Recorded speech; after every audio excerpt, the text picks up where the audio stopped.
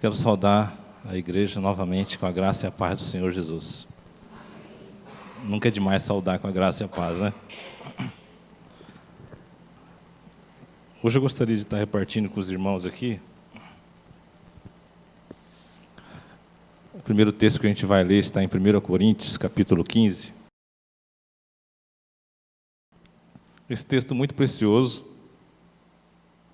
E até numa última oportunidade que eu estive à frente aqui, estava repartindo com os irmãos, né, desse ministério do apóstolo Paulo de pregação do Evangelho, como pregador, como evangelista. E ele ficou sendo conhecido assim, né, e foi morto, né, em perseguição da pregação do Evangelho, da cruz de Cristo, em testemunhando da pessoa do Senhor Jesus, assim como os discípulos de Cristo, né? Assim como muitos dos discípulos apóstolos de Cristo morreram perseguidos na pregação do Evangelho. Graças a Deus nós não temos essa perseguição aqui. Nós podemos pregar o Evangelho livremente. Não sei se vai continuar, mas hoje nós temos essa possibilidade, essa graça no nosso país, né? Nós temos liberdade de expressão religiosa, nós podemos falar de Cristo, ou não. E eu tenho uma admiração aqui por estas cartas do apóstolo Paulo, porque ele não perde a oportunidade de pregar o Evangelho. Todas as cartas você vê presente o Evangelho. Eu li esse 1 Coríntios na última vez que estive aqui. Vou ler outras passagens, mas eu não consigo agora, porque no 1 aqui não tem como deixar de ler esse versículo inicial. Ele diz assim: também vos notifico, irmãos, o Evangelho, que já vos tenho anunciado, o qual também recebestes e no qual também permaneceis, pelo qual também sois salvos, se o retiverdes tal como vou-lo tenho anunciado. Se não é que crestes em vão, porque primeiramente vos entreguei o que também recebi, que Cristo morreu por nossos pecados, segundo as Escrituras, e que foi sepultado e que ressuscitou ao terceiro dia, segundo as Escrituras. Amém? Vamos orar mais uma vez. Obrigado, Senhor. Nós te louvamos, exaltamos o seu nome, porque o Senhor é Deus, o Senhor que nos sustenta. É pelas suas misericórdias, Pai, que nós estamos aqui. É pela sua graça e pelo seu muito amor, já manifestado, provado na pessoa do Senhor Jesus. Que o Senhor venha nos firmar nesta fé, cujo autor é o seu Filho amado, e que também é o consumador. Venha, Senhor, nos firmar dentro desta fé, para que nós possamos caminhar e não ficarmos confundidos, Senhor, neste mundo, com o rumo deste mundo, mas que nós estejamos no caminho que o Senhor preparou para nós. Em nome do Senhor Jesus, que o Senhor venha nos orientar, porque dependemos totalmente de Ti, Senhor. Não somos capazes, pelo nosso entendimento, de discernir alguma coisa que venha de Ti, mas o Seu Espírito, pela Sua graça, pela Sua vontade, é que nos orienta e que discerne, Senhor, a Sua palavra. Em nome de Jesus nós oramos. Amém. Então aqui eu precisei ler novamente esse texto, porque ele inicia esse 1 Coríntios 15, dizendo que também vos notifico, é uma coisa que me chama muita atenção. Também vos notifico, irmãos, o Evangelho, que já vos tenho anunciado. O apóstolo Paulo não perdia tempo em pregar o Evangelho, para pregar o Evangelho. E hoje nós estamos aqui, né, reunidos pela graça do Senhor Jesus, neste culto, louvando e exaltando o seu nome, e também repartindo da sua palavra, das suas mensagens, das passagens de Cristo, daqueles, como nesta carta, que observavam e focavam toda a sua visão na pessoa do Senhor Jesus, no único Senhor e Salvador, único mediador entre nós e Deus, Jesus Cristo, homem. Esse é o assunto do apóstolo Paulo. E Jesus, enquanto homem, em carne, verbo encarnado, esteve aqui entre nós, e nós o conhecemos como homem.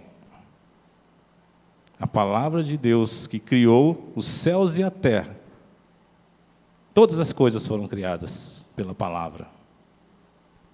Tudo subsiste, tudo existe e subsiste por intermédio da palavra, expressão da vontade de Deus. Todo o universo só existe e só é sustentado por causa da palavra. E esta palavra, ela se fez carne, ela tomou uma forma de homem, semelhante a nós, em carne e osso, palpável. Essa fragilidade, essa foi o caminho da palavra de Deus. Não teve por usurpação em ser igual a Deus, mas aniquilou-se a si mesmo, tomando a forma de homem. Foi nessa forma que Deus provou esse amor para conosco. Esse amor grandioso, esse amor incompreensível, mas muito grande. E aqui o apóstolo Paulo notificando deste período que Jesus, que a palavra, se encarnou. Porque esta palavra, em forma de homem, ela veio cumprir uma missão aqui na terra. Jesus veio cumprir uma missão, e você precisa guardar isso, você precisa permanecer nisso. Jesus, o ministério, a função de Jesus aqui, era a realização do Evangelho. Realização da obra do Evangelho. Por isso que o apóstolo Paulo aqui, pela graça e misericórdia de Deus, foi tirado, né? Ele foi ali daqueles que perseguiam a pregação do Evangelho, e ele foi tomado para Deus para pregar o Evangelho. O apóstolo Paulo poderia, se tivesse permanecido como antes, religioso, guardador, né, dos dogmas religiosos, das regras religiosas, o qual defendia, e por isso perseguia os outros que não cumpriam, na sua visão, na visão religiosa. Ele teria sido conhecido como um grande teólogo que foi estudado, conhecia as vírgulas, pontos, todas as passagens da lei, mas pela graça de Deus, ele se converteu. Deus o converteu. Jesus o converteu. Então, antes de ser conhecido como um grande evangelista, pregador do Evangelho, ele se converteu. Porque senão seria mais um teólogo. Seria mais um entendido que por intermédio da lei, com o dedo em riste, acusando os demais, pecadores como ele, seria mais um. Achando que por intermédio disso, poderia salvar-se, ou salvar alguém. Mas convertido aqui, ao caminho que Deus preparou, não aquele que Ele quis, não aquele que, pelo seu entendimento, Ele escolheu, mas esse caminho escolheu Ele, que é Jesus. E por isso aqui, meus irmãos, em todas as cartas do apóstolo Paulo, você vai ver isso. Você vai ver morte, você vai ver sepultamento, e você vai ver ressurreição. Porque isto é o Evangelho. E aqui ele está notificando. Também vos notifico. E nós podemos trazer isso para nós hoje. Hoje os irmãos estão sendo notificados. Mais uma vez, e vão ser sempre. Pela graça, não pela nossa força. Notificados do Evangelho. Que primeiramente eu preguei, que também ouvi. Que também foi me dado. Que Cristo morreu por nossos pecados. Segundo as Escrituras, que foi sepultado e que ressuscitou, segundo as Escrituras. Evangelho. Agora nós vamos para o texto, um pouquinho mais à frente, no versículo. Esse texto, se os irmãos puderem depois ler esse capítulo inteiro, muito precioso. Nós não temos tempo, né? Mas vamos aqui a partir do versículo 50.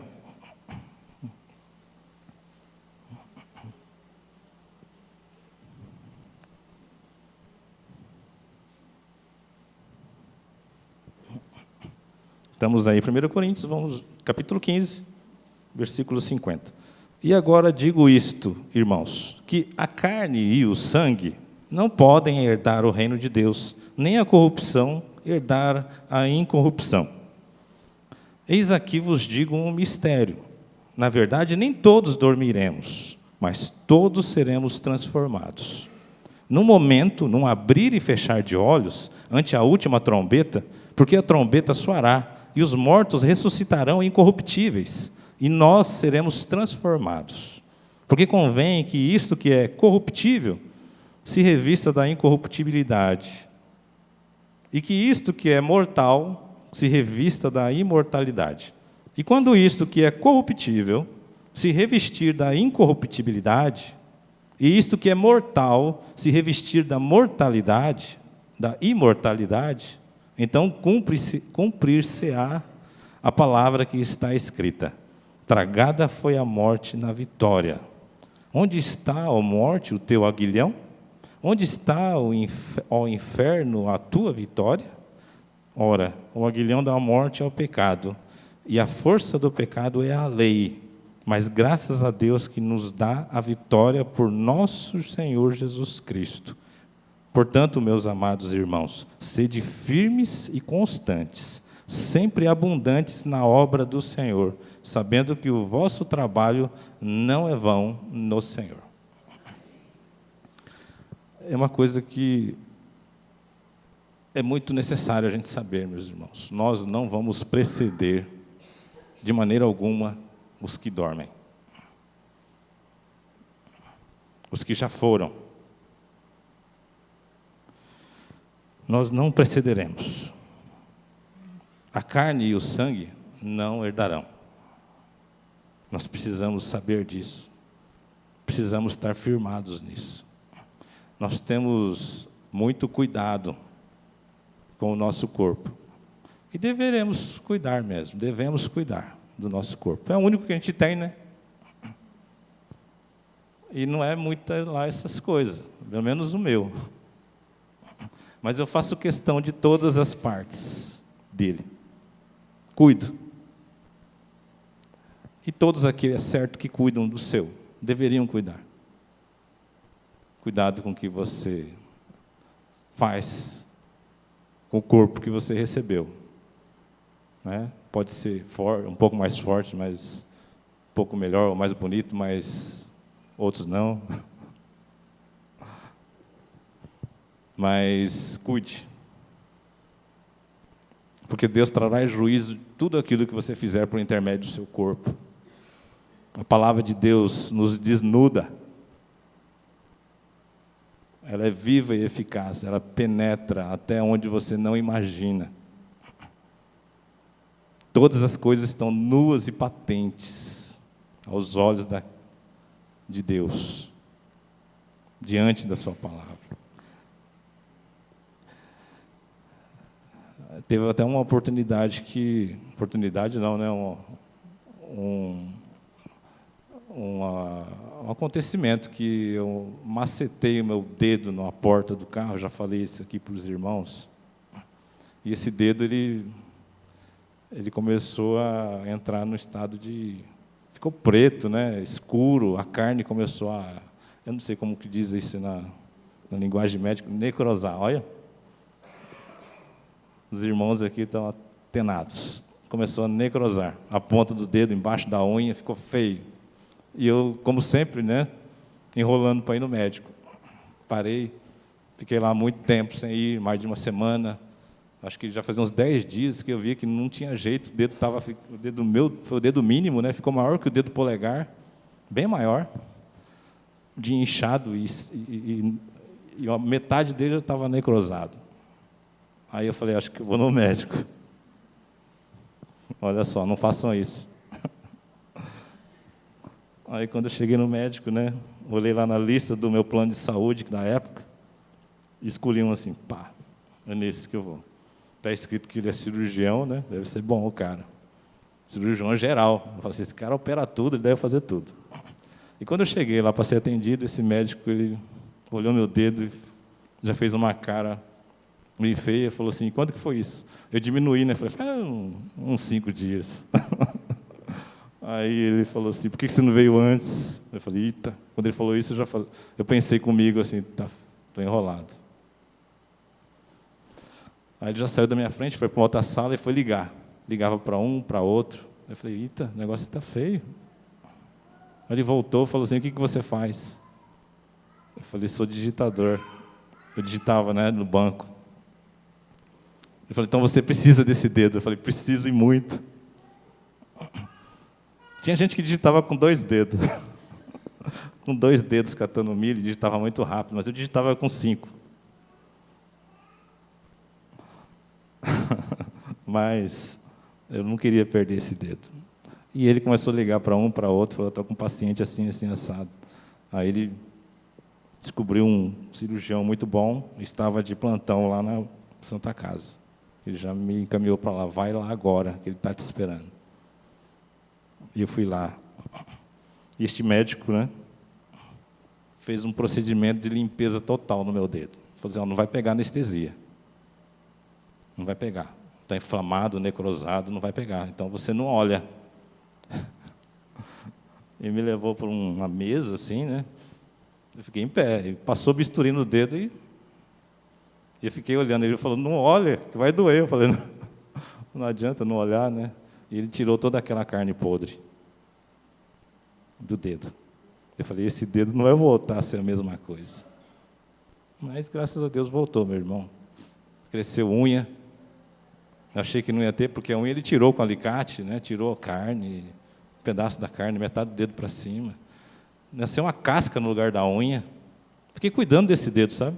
Para não encostar, não bater, latejava depois, deu hemorragia no dedo. Olha, se eu for contar o testemunho desse dedo. Não vou contar todo, porque, né? Mas o dedo voltou e eu tive que cuidar muito bem. A casca de cima, que estava bem no lugar de onde que foi tirada a unha, começou a nascer uma casca dura, e ela entrava embaixo da carne. E sabe o que eu tinha que fazer? Eu tinha que enfiar um alfinete embaixo dessa casca para ficar puxando.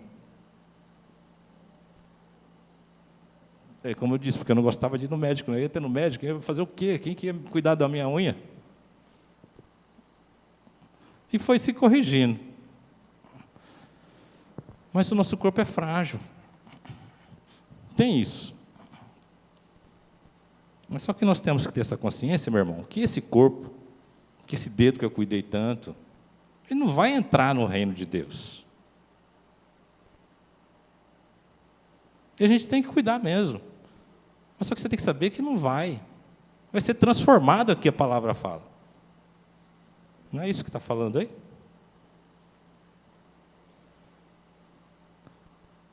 E agora digo isto, que carne e sangue não herdarão. Porque convém que isto que é corruptível se revista da incorruptibilidade, e que isto que é mortal se revista da imortalidade. Nós somos salvos aqui. Mas nós não somos salvos para esta vida. Podemos usufruir também, já nesta vida da salvação.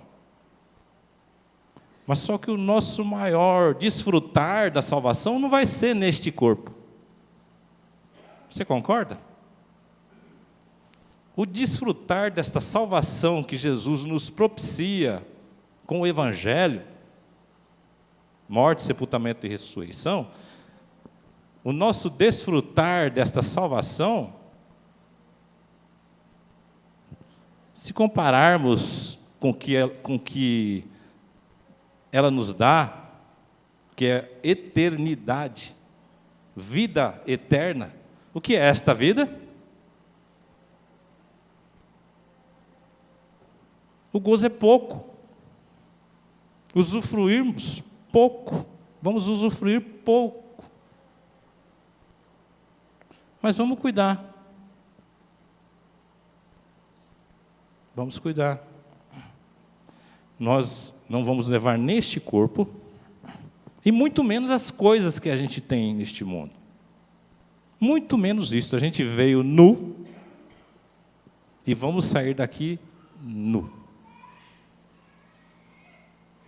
E muitas vezes nós nos classificamos entre nós pelas coisas que possuímos. De maior, de melhor, né? A gente observa muitos dos irmãos pelas coisas que têm. Não vou nem falar do meio cristão, mas do meio social em geral. Nós fazemos parte de uma sociedade que considera muito as coisas. O dinheiro, as propriedades. Contrárias, né? O que Jesus veio realizar. Em Cristo Jesus, nós temos todas as bênçãos. Todas. As bênçãos espirituais. Não bênçãos materiais. São baratas. Bênçãos materiais existem, nós estamos vendo aí. Mas são baratas. São corruptíveis. Bênçãos espirituais são caras, caríssimas, sem valor monetário agregado. Nós não fomos salvos com coisas corruptíveis, como prata ou ouro, mas com o precioso. Nessa comparação de prata ou ouro, uma coisa tão boa, né? De ter no bolso, para realizar os sonhos, que não são de Deus. Deus não sonha, Deus tem um caminho, um projeto, Deus tem vontade. que é a pessoa do Senhor Jesus para nós, valor imensurável, precioso sangue. Olha para a cruz.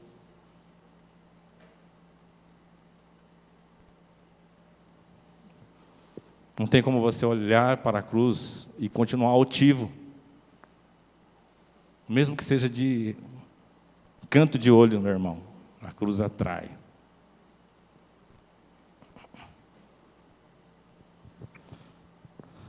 Hoje foi falado de manhã, né, sobre os pobres de espírito. Não tem como você conhecer a Deus, meu irmão, ou ter qualquer tipo de relacionamento com Deus e permanecer altivo, em pé, ou bater no peito. Não tem.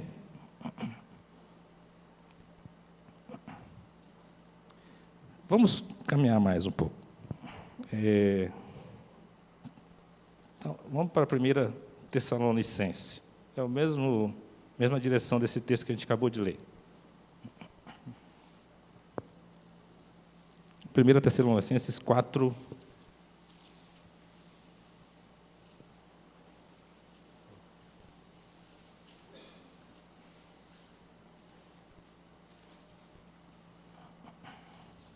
Outro texto bem precioso, né?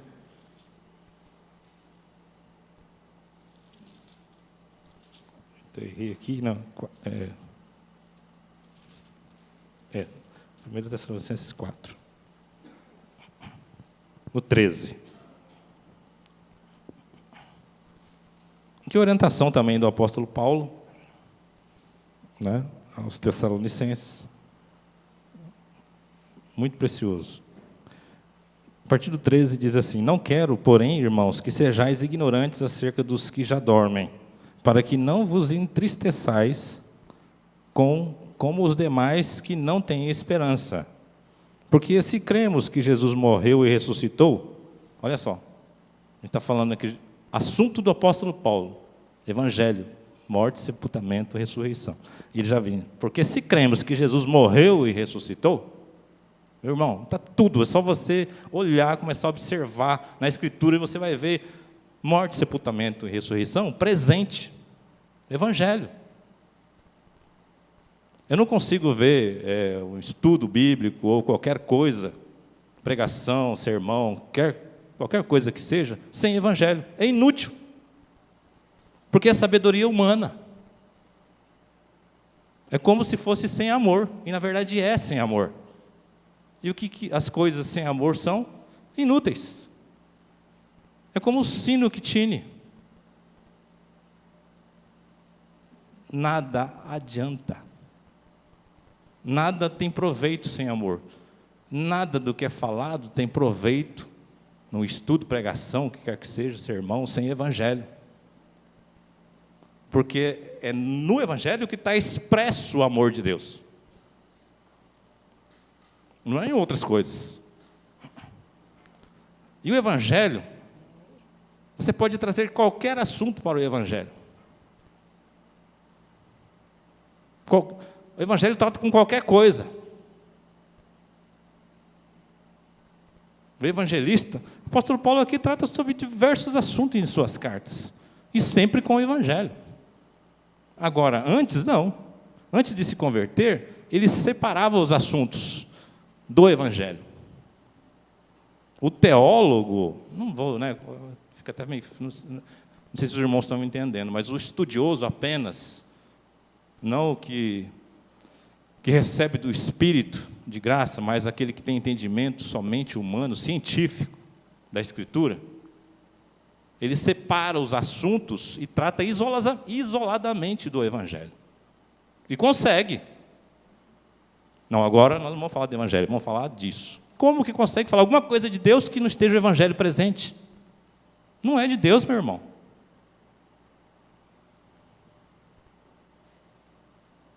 Salvação, evangelho, poder de Deus para a salvação, é tudo que nós temos aqui. E é grande. Como que você vai tirar uma coisa tão grande? Que nós fomos incluídos para tratar de um assunto extra corpo de Cristo? Não dá.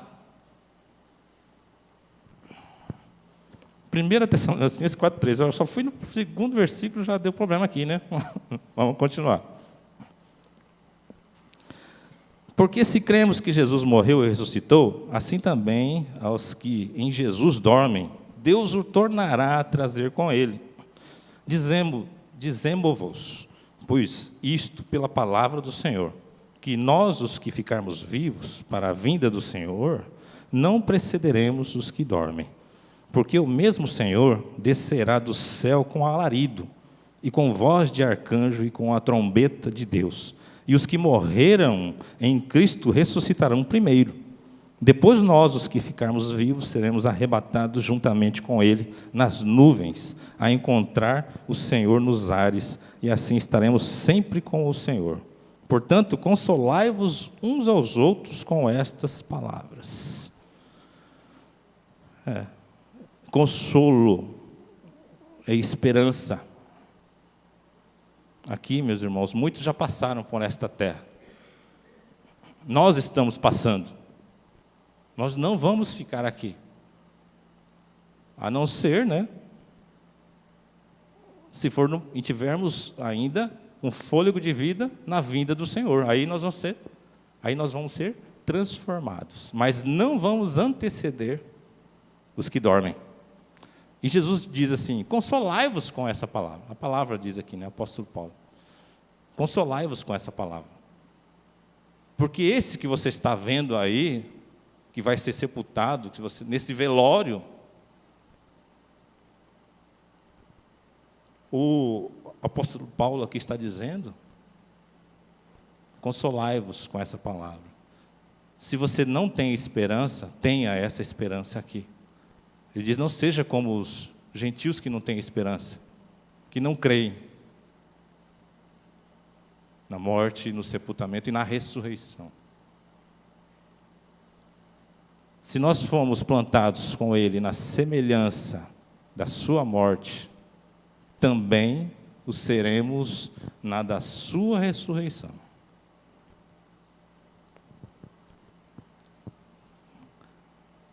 Precisamos crer, meus irmãos, e ter esperança. Muitos aqui têm os seus entes que já passaram e estão passando. Mas nós precisamos ter essa esperança. Não podemos nos desesperar. O que nós temos aqui neste mundo é esperança. O que nós devemos guardar é esperança. Esse mesmo Senhor que foi morto, sepultado e ressurreto, Ele vai voltar com alarido, e todo olho verá. Ele virá com voz de arcanjo e com trombeta, e os que morreram em Cristo ressuscitarão primeiro. É isso que vai acontecer.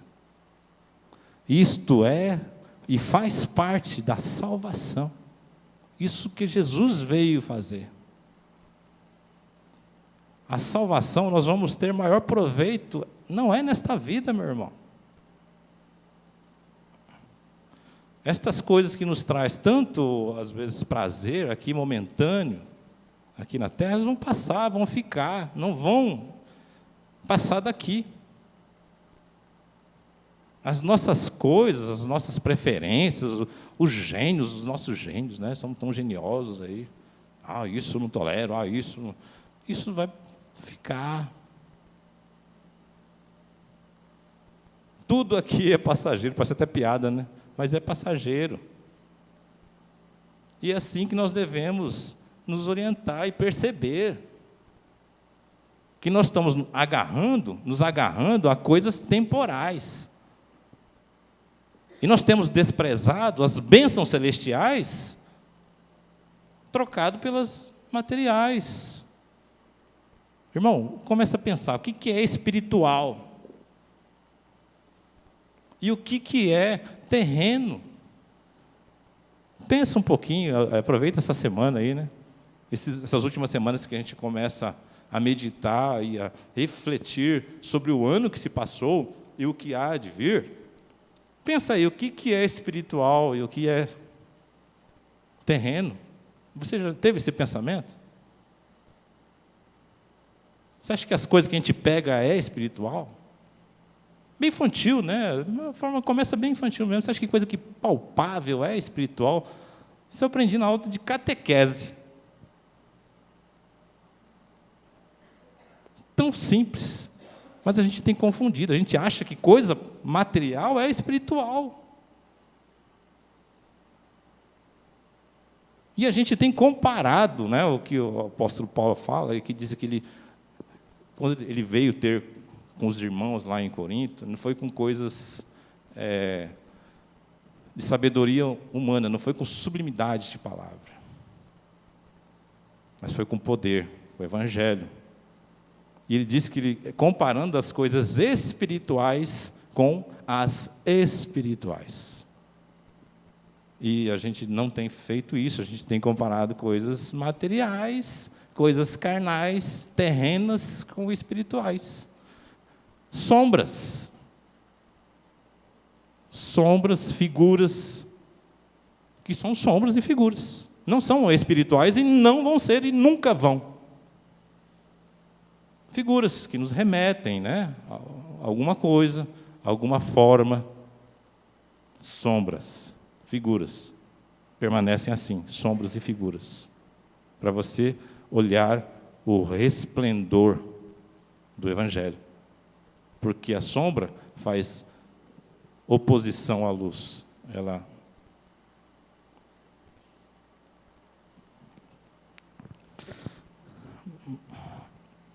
Vamos para mais um texto aqui. Agora eu gostaria de mostrar aos irmãos, aproveitar aqui, tem vários textos, na verdade, né? Vamos fazer uns 3 aqui, um apanhado de 3. No Evangelho, que está expresso o amor de Deus. Eu vou citar, está lá em João 15, 13, até uma música que a gente canta aqui na igreja. Diz assim: ninguém tem maior amor do que este, de dar a alguém a sua vida pelos seus amigos. Olha só. Ninguém tem maior amor do que este, de dar a alguém a sua vida pelos seus amigos. João 15, 13.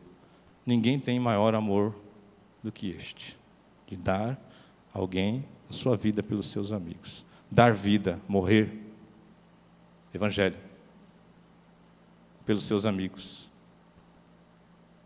Não tem maior amor do que este. Nós precisamos aprender com este amor, não com amor de boca.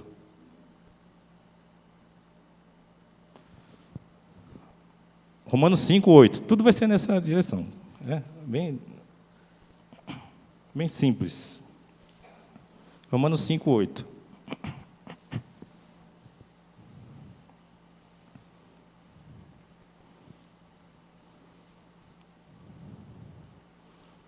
Mas Deus prova o seu amor para conosco, em que Cristo morreu por nós, sendo nós ainda pecadores. Então Deus prova o seu amor para conosco como?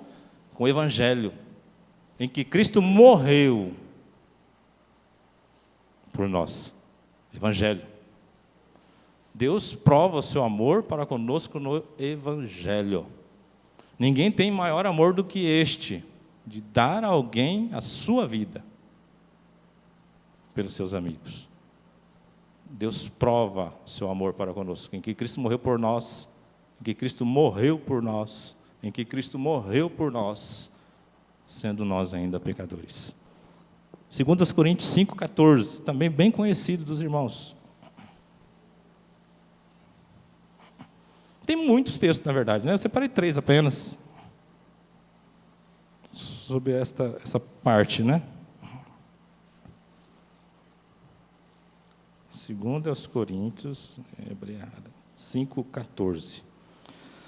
Porque o amor de Cristo nos constrange, julgando nós assim, que se um morreu por todos, logo todos morreram. Evangelho. O amor está totalmente relacionado com o Evangelho.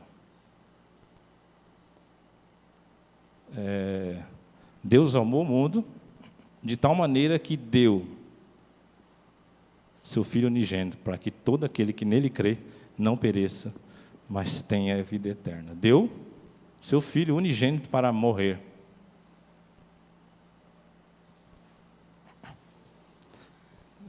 É o presente que nós temos, Jesus, né? O Evangelho, salvação. Fruto do amor de Deus. Fruto do amor. Deus amou o mundo que deu. É diferente, né? Você vê, a graça, ela é fruto do amor. Deus amou o mundo que deu. Ela se mistura. Ela é praticamente a mesma. Porque não existe amor que não seja de graça. Porque se o amor busca interesse, que aí já não tem graça, já não tem amor. Está lá em 1 Coríntios 13, né? Então Deus amou, a gente observa aqui, né? Jesus dizendo aqui, Deus amou o mundo de tal maneira que deu. Não existe amor sem doação. Deus amou, já pensou se ficasse, Deus amou o mundo? E o mundo está, né, aí de pernas para o ar, o curso do mundo, todo mundo, né, indo para o inferno. Bonito, vai para o inferno bonito, cuidando bem do seu corpo, das coisas que tem, todo mundo, mas né, desses meros momentos que a gente tem, de no máximo 80, 90, 100 anos aqui, e inferno. Deus amou o mundo de tal maneira que deu. O homem não, o homem ele ama e ele quer. Eu te amo, você me dá alguma coisa? Ô irmão, como eu te amo? Me empresta um cascaio aí. Ô irmão, você sabe que eu te amo. Me empresta o carro. Pai, te amo. Dá um dinheiro para balada, cinema, sei lá. Mulher, eu te amo. Vem aqui. Faz um afago, coça minhas costas. Para não dizer outras coisas. Um homem como eu te amo, né? Rapaz, e aí a gente vê só os interesses. Amor não busca seu próprio interesse. Amor está muito deturpado. Ainda vou falar um pouco aqui, uma outra oportunidade, porque agora não vai dar, né? Sobre 1 Coríntios 13, que é muito precioso. Amor não busca interesse. Nós temos designações infinitas de amor.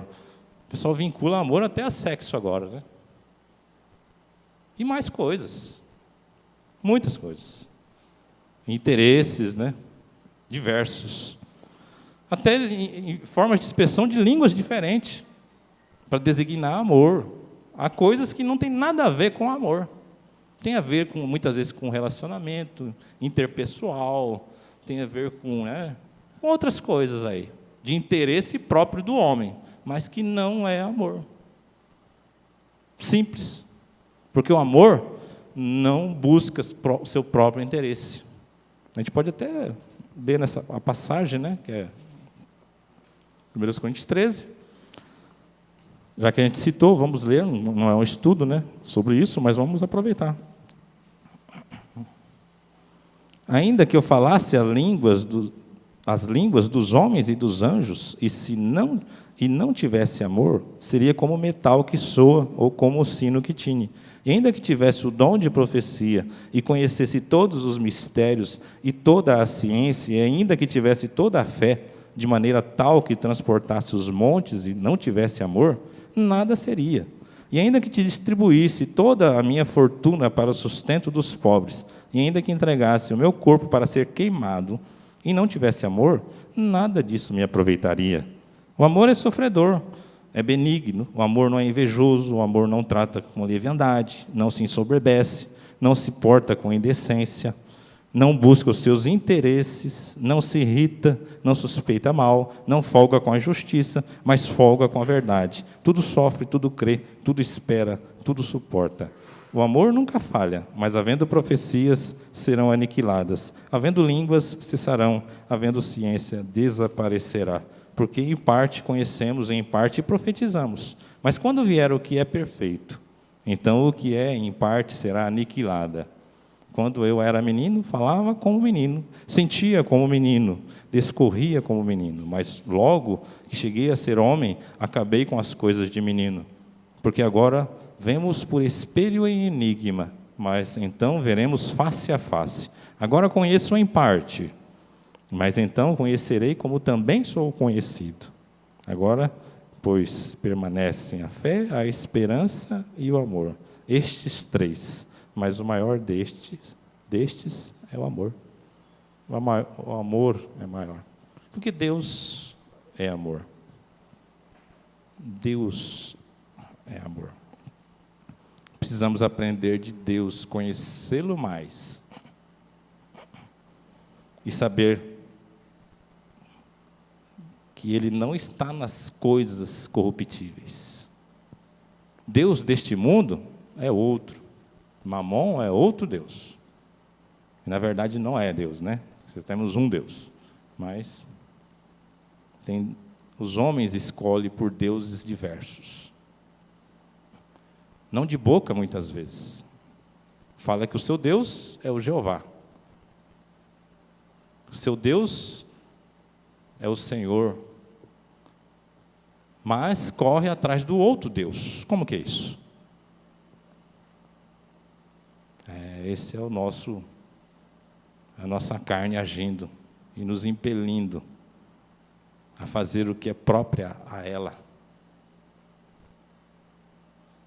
Ser autônoma de Deus. Falamos, né, que o Senhor Jesus é o nosso Senhor, mas não ouvimos.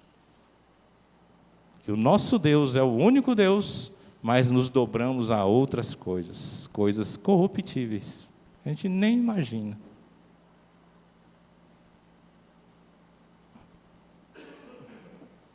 E buscamos até nos nutrir de conhecimento para que nós possamos crescer cada vez mais nas coisas. Como ganhar mais coisas. Como ter mais aqui nesta terra. Isso é o inverso do que Jesus veio fazer e o ensinamento dele, meu irmão. Cuidado, ele disse para a gente ter cuidado. A gente não precisa ter cuidado com a pobreza. Não que eu esteja aqui pregando pobreza. Mas nós temos que tomar cuidado com a riqueza. A advertência que nós temos é sobre o dinheiro. Cuidado com o amor ao dinheiro. Mas também cuidado com o dinheiro. Tem até um dito aí, né? Que fala que... É bem interessante. Está escrito, mas aí, para os irmãos, né? Fala assim que a mulher, ela prova a sua fidelidade para com o homem na pobreza. E o homem prova a sua fidelidade para com a mulher na riqueza. Pensar aí, pensa. Só para pensar, não é da Escritura. Mas tem coisa interessante aí. Tem muitos amigos que, quando começou a ficar bem financeiramente, largou a esposa. Aquela que estava junto nos momentos de vaca magra.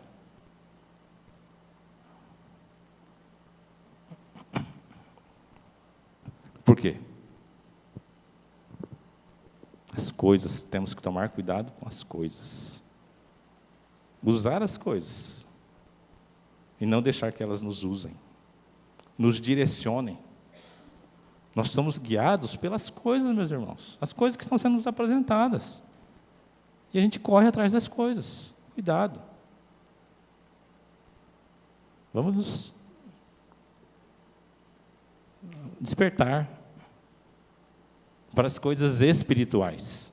Nós precisamos aqui das coisas materiais para sustento nosso. Mas cuidado com a sua métrica aí, do que você acha que é necessário a você. Aqui a Escritura diz que se a gente tiver já o que comer, com o que se cobrir, já é para a gente estar satisfeito. Cuidado com esse a mais aqui. Tão barato e pode custar muito. Vamos atentar para as coisas espirituais. Deus nos deu todas as bênçãos espirituais nos lugares celestiais em Cristo Jesus. Amém? Amém. Vamos nos colocar em pé para a gente estar encerrando.